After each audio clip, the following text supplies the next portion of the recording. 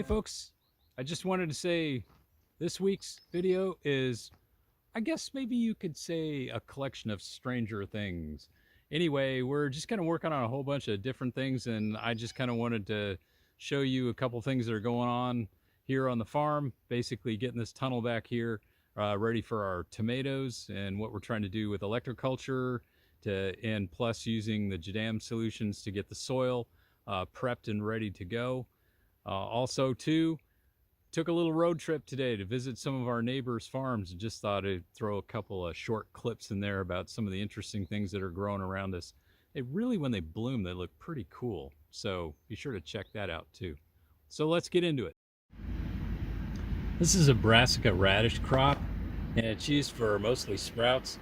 Just a beautiful yellow color. Today is the middle of May. It's just fantastic looking. So you go over on this side of the road, and there's a huge field of what's meadow foam, which is now coming into bloom. It's a beautiful white, snow white color. And check out all those beehives down there, man. They're really getting ready to pollinate this crop. It's going to be a big, huge field. So now I took a walk over to what we formerly used to call the crate house. We used to have, and we'll put some pictures in here, we used to raise our anemones and other crops like lilies and some smaller herbs and things in here in a crate system, and we're pulling that out, and you can kind of see I've got fabric cloth and things that were underlayment on it. I've got the crates out. I've got my irrigation set over to the side over here, and this was potting soil that had been in those crates, so I've got a pretty good windrow to add into this. But we're going to create this.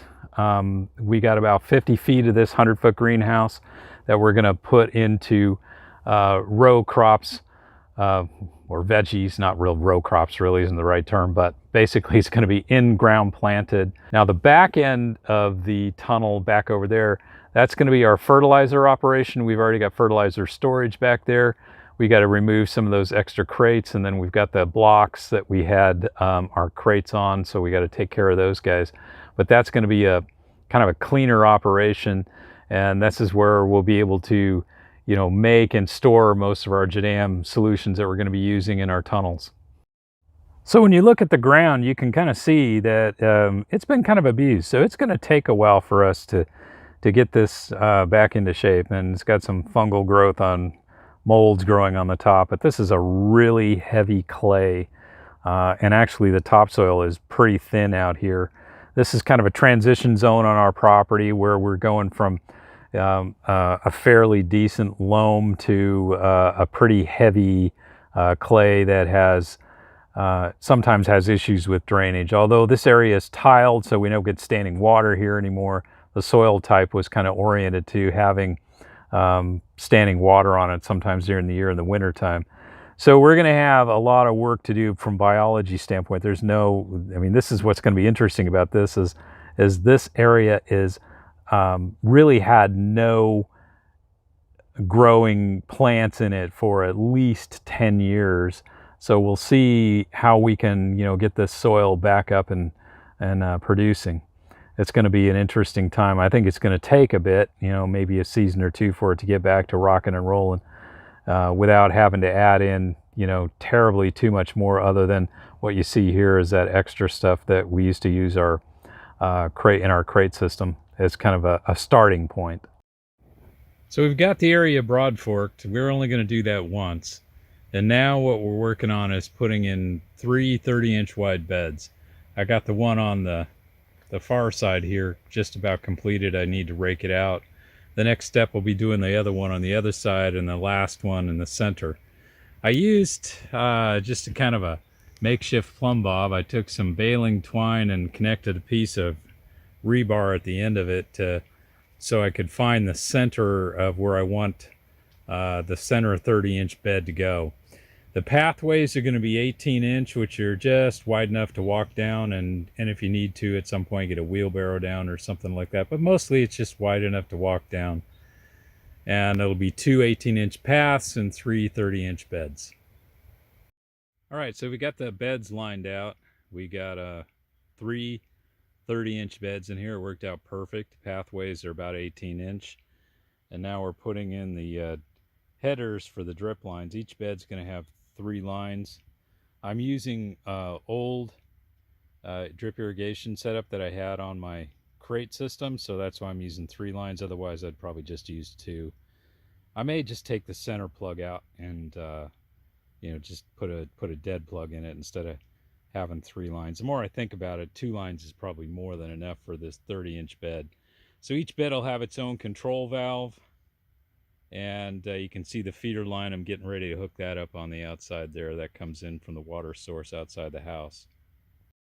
All right, so the next step here is that we're lining out our electroculture lines.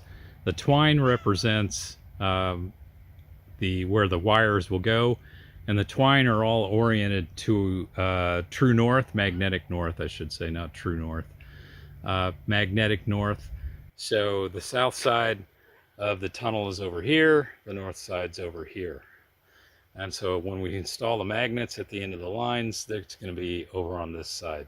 Each one of these lines represents a wire that's going to be a galvanized wire that's going to be laid across and buried about 10 inches deep.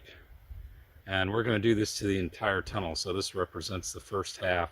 So since I got these things lined up, my next step is I'm going to dig these up and put the wires in.